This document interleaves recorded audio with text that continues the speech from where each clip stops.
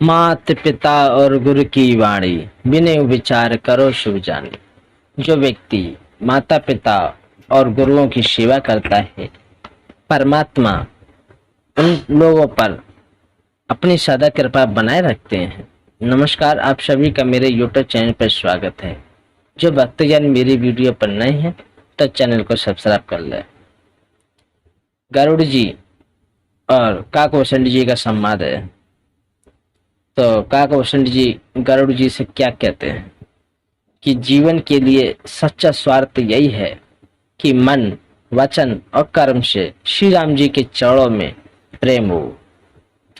वह शरीर पवित्र और सुंदर है जिस शरीर को पाकर श्री रघुवीर का भजन किया जाए।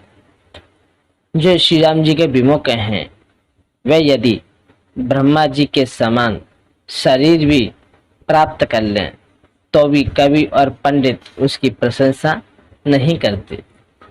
इसी शरीर से मेरे हृदय में राम भक्ति उत्पन्न हुई है। इसी से हे स्वामी, ये मुझे परम प्रिय है। मेरा मरण अपनी इच्छा पर है, परंतु फिर भी मैं ये शरीर नहीं छोड़ता, क्योंकि वेदों ने वर्णन किया है कि जिस शरीर के बिना भजन नहीं होता। पहले अपने मोह मेरी बड़ी दुर्दशा की, जो मुझे मोह हुआ था। श्री राम जी के विमुख होकर मैं कभी सुख से नहीं सोया। अनेकों जन्मों में मैंने अनेक प्रकार के योग, जप, तप, यज्ञ और दान आदि कर्म किए। हे गरुड़ जी, जगत में ऐसी कौन योनि है जिसमें मैंने बार बार घूम फिर कर जन्म नहीं लिया हो। हे गोसाई, मैंने सब कर्म करके देख लिए, पर अब इस जन्म की तरह मैं भी कभी सुख को नहीं हुआ। हे नाथ, मुझे बहुत से जन्मों की याद है, क्योंकि शिव जी की कृपा से मेरी बुद्धि को मोह ने नहीं घेरा। हे पक्षीराज, सुनिए, अब मैं अपने प्रथम जन्म के चरित्र कहता हूँ, जिन्हें सुनकर प्रभु के चरणों में प्रीति उत्पन्न होती है, जिससे सब क्लेश मिट जाते हैं। हे प्रभु, पूर्व के एक कल्प में पापों का मूल युग कलयुग था, जिसमें पुरुष और स्त्री सभी अधर्म परायण और वेदों के विरुद्ध थे।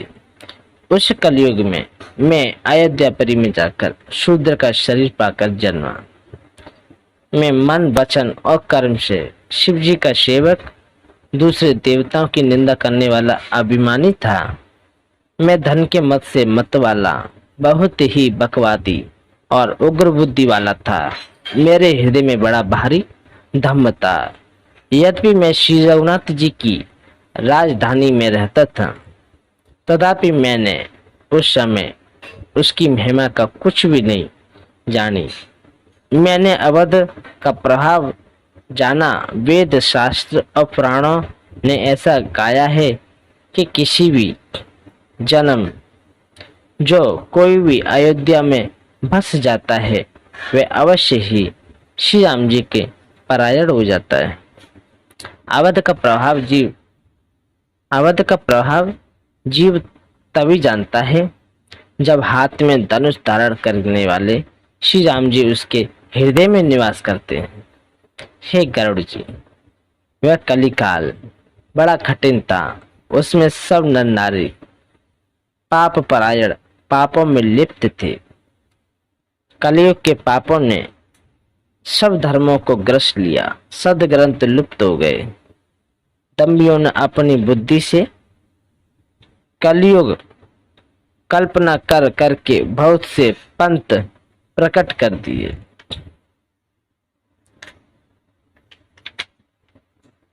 सभी लोग मोह के वश हो गए।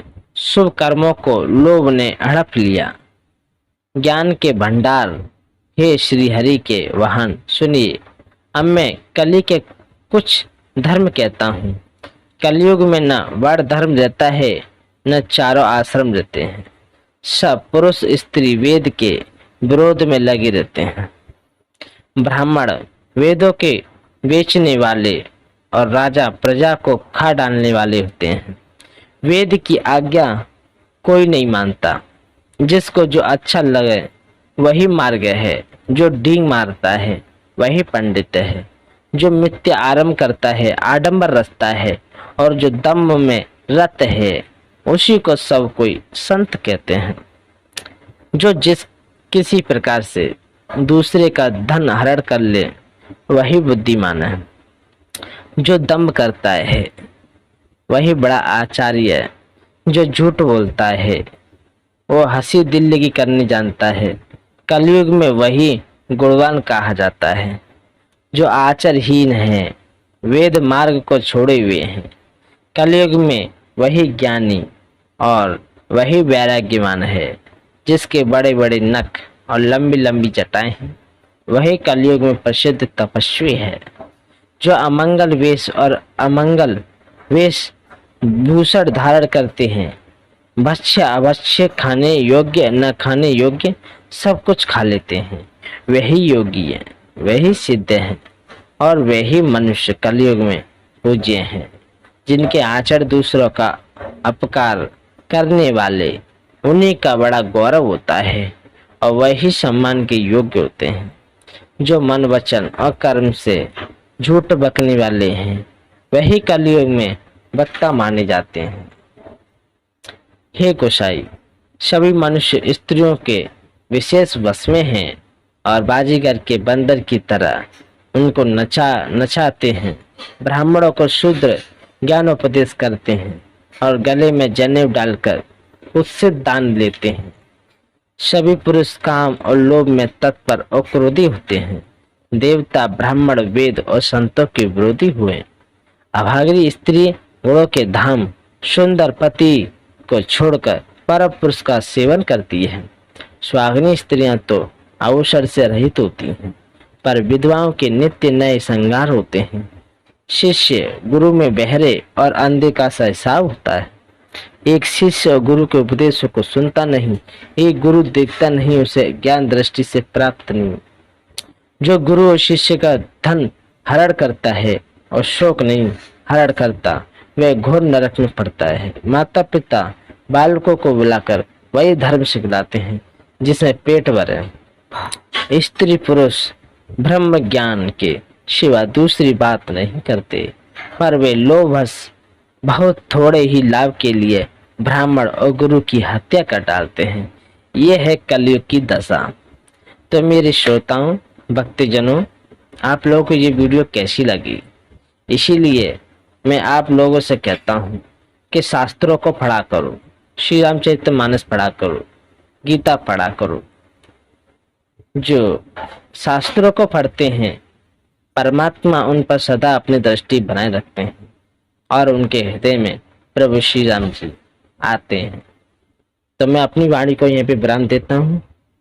जय श्री राम, जय श्री राम।